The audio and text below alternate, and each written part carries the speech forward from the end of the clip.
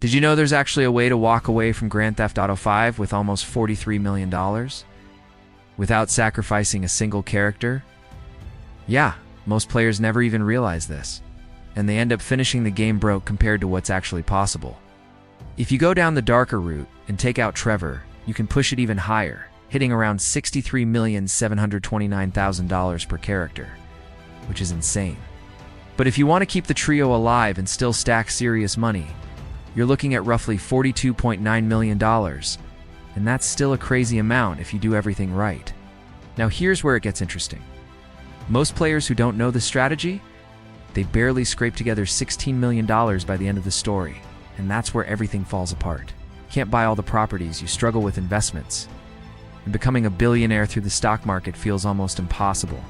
But with the right moves, you flip the entire game in your favor. So if you're trying to maximize every dollar and not leave money on the table, pay attention because this changes everything. Let's start with the first heist, the jewelry store job. This is where most people already mess up without even knowing it. Before you even begin, there's a random event you need to complete. Your Franklin's map location, you'll run into a guy being chased by police. That's Packy McCrary. And trust me, this is not just some side mission you can ignore. All you have to do is help him escape. Simple, nothing crazy. But once you do that, he becomes available as a crew member. This is where the real money starts stacking up. When it's time to plan the heist, go with the smart approach. No debate here. And lock in your crew like this. Kareem Denz as your driver, Packy McCreary as your gunman, and Ricky Lucanzia, the Life Invader guy, as your hacker. This setup might look cheap, but it's actually the perfect combo to squeeze out maximum profit. Here's the crazy part. If you go with the wrong crew, you're looking at around $4.5 million total. But with Packy and your team, you can pull in about $4,946,000, just like that. It almost feels like the game secretly rewards you for picking him because everything just runs smoother. No crashes in the tunnels, no mistakes, no chaos. Everything goes clean. And that directly impacts your payout. After the job is done, Michael DeSanta walks away with around $1.2 million, meaning he becomes a millionaire right after the first heist. That's huge. Even after paying off Martin Madrazo, he's still sitting comfortably. Meanwhile, Franklin Clinton earns about $293,553. Not bad, but clearly less. That makes sense. At this point, he's still learning, still coming up, not fully in control yet. Now moving on, the Paleto Bay heist. This one's way more straightforward, but there's still a smart way to play it. Here's the thing. Norm Richards isn't even a problem here, because he doesn't die during this setup. So you've got flexibility. You can go with Chef, or stick with Packy again. Both will give you the same results, so don't overthink it. And whatever you do, don't waste money hiring someone like Gustavo Mota. He charges more but doesn't give you anything extra. It's basically throwing cash away for no reason. Stick with Chef or Packy, keep it simple, and you'll guarantee that all three, Michael, Franklin, and Trevor, walk away with $445,000 each. That's a clean split, and a solid upgrade from earlier payouts. Think about it. Franklin jumps from under $300,000 to $445,000. That's a serious step up. And now we're getting into one of the most important setups, the fib heist. This is where your choices really start to matter. We're skipping the Merriweather job for now, because that one doesn't impact your final profit anyway. But here, you've got two main approaches. Loud and aggressive, or clean and stealthy. If you want to maximize your money the right way, you go with the roof entry method. No hesitation, because from this point forward, every decision starts stacking toward that final $43 million payday. This is where things start getting strategic, and one wrong move here can quietly cost you millions without you even noticing it. So pay close attention. For this approach, we're keeping the crew lean and efficient. No unnecessary spending. You can safely bring in Norm Richards here, because in this version of the heist, he's not at risk of dying.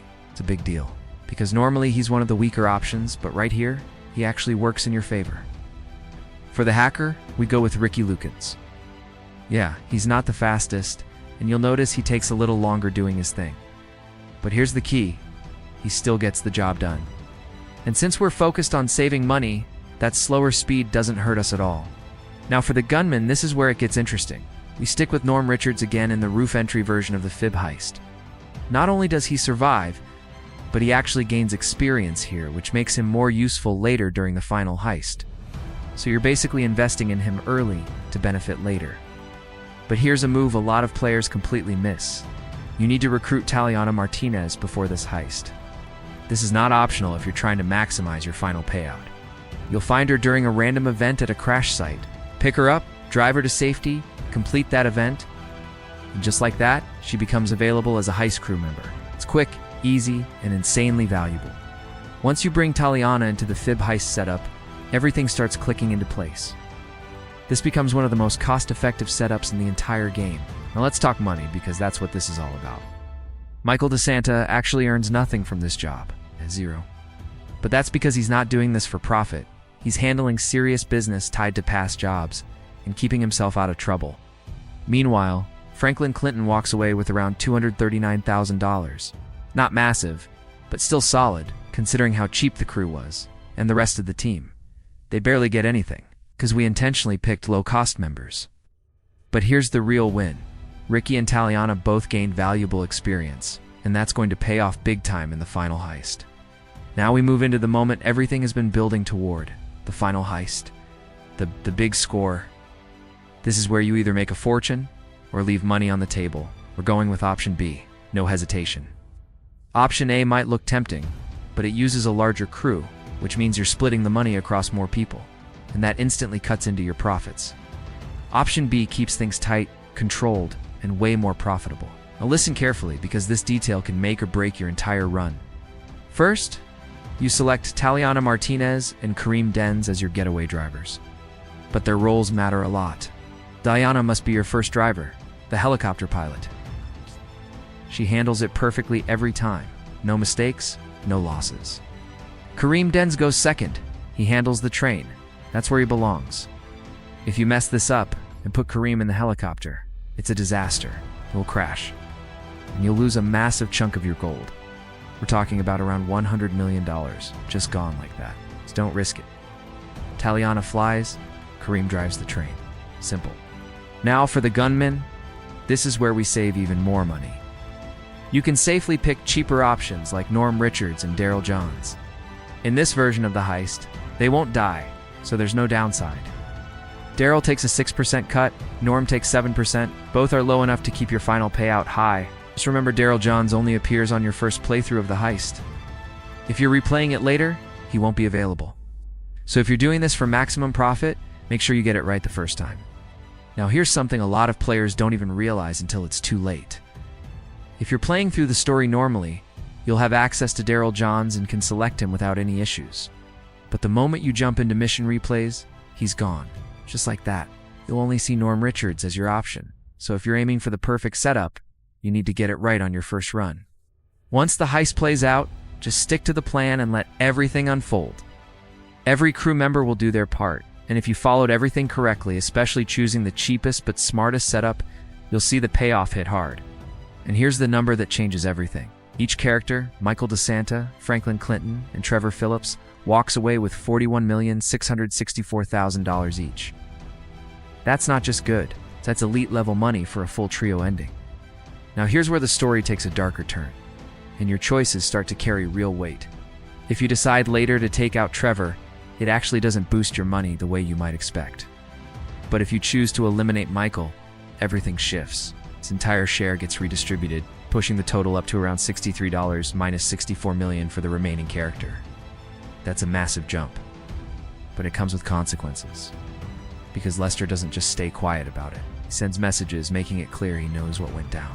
It says he's transferring Michael's money to his family for security reasons. That alone adds a whole new layer to the story. And it doesn't stop there. There are small details, hidden reactions, and subtle changes after these endings that most players completely miss. So if you thought this was just about money, it goes way deeper than that. If you want to dive into those hidden details and see what really changes behind the scenes, check out the next video on your screen right now. Don't forget to like, subscribe, and stay locked in for more breakdowns like this.